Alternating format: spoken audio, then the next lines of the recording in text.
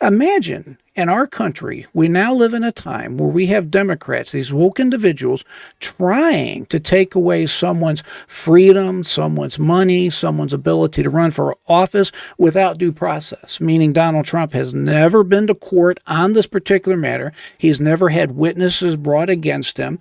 He's never had the opportunity to cross-examine said witnesses to decide as to whether or not he's guilty of insurrection. This is just wrong. This is America. And these woke Democrats, they love to tell you Donald Trump is not above the law. And that is true. But let me tell you something else. Donald Trump is not below the law either. He has the same rights that you have and I have.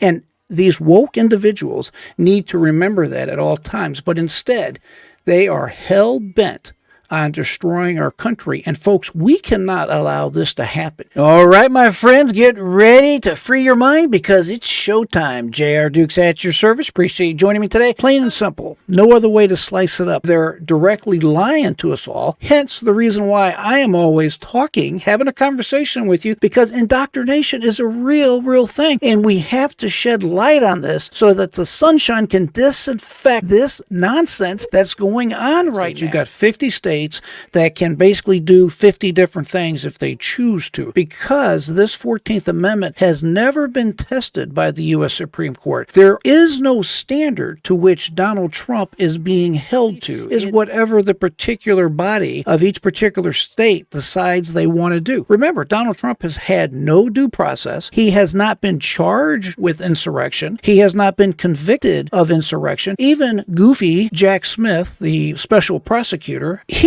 did not even charge Donald Trump with insurrection. Why? Because it cannot be proven. Donald Trump did not engage in insurrection. You know that. I know that. The woke liberals will call you a denier, an election denier, if you talk like that. Well, I'm talking like that. You are not an election denier. We know that there was all kinds of crazy stuff that happened during that last election. First of all, most of the mainstream media is saying that the Supreme Court is not going to rule in Donald Trump's favor, or on the other side, they expect a unanimous 9-0 ruling.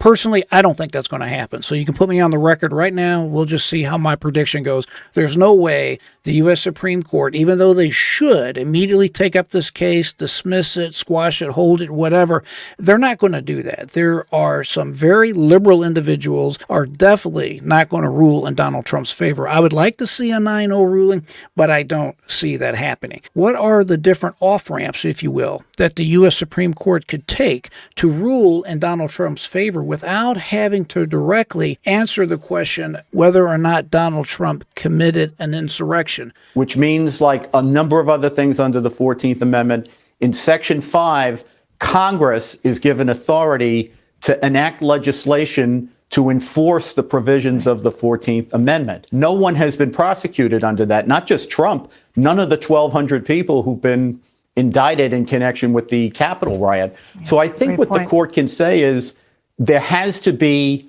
a procedure where a court gets involved and a person accused of this gets due process. To my mind, it should be, if you're going to accuse someone of insurrection, it should be a high level of due process, like guilt beyond a reasonable doubt, where you have all the protections of a criminal trial. But I think I could easily see the court doing that, and then they don't have to rule on the merits of whether there was insurrection and all that stuff. Indeed. Well, he is, once again, speaking the same type of language I would speak as far as this subject is concerned.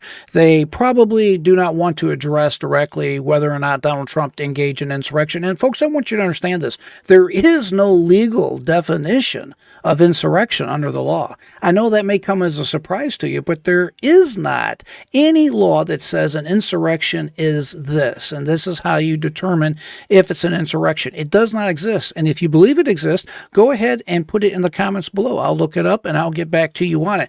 Having with that understanding in mind that there is not a definition as to what an insurrection is, it's really difficult to convict someone of insurrection or even to accuse them of insurrection when there is not a standard. There's not a process. And remember this. This is the key takeaway here.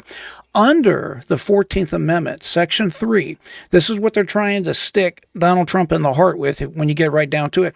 The other section under the 14th Amendment, Section 5, clearly states that Congress and only Congress can come up with rules and or procedures as to how this process is to work out as far as removing someone from office.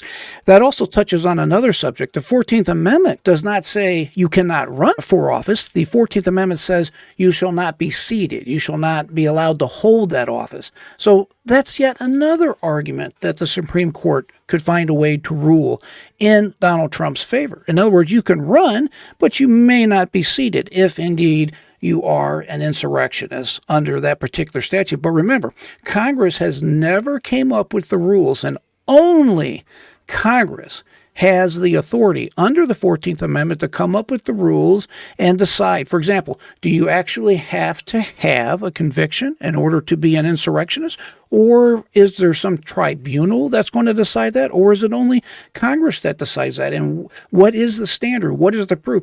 Imagine in our country, we now live in a time where we have Democrats, these woke individuals, trying to take away someone's freedom, someone's money, someone's ability to run for office without due process, meaning Donald Trump has never been to court on this particular matter. He's never had witnesses brought against him. He's never had the opportunity to cross-examine said witnesses to decide as to whether or not he's guilty of insurrection. This is just wrong. This is America. And you know, these woke Democrats, they love to tell you Donald Trump is not above the law. And that is true. But let me tell you something else. Donald Trump is not below the law either. He has the same rights that you have and I have. And these woke individuals need to remember that at all times. But instead, they are hell-bent on destroying our country. And folks, we cannot allow this to happen. You have to help me help our country, to help your fellow brother and sister. Please make sure that you share this video with somebody that you think might have a closed mind, so I can help you help free their mind so they can make their own choices, their own decisions, break through the indoctrination, see what is actually going on in the world.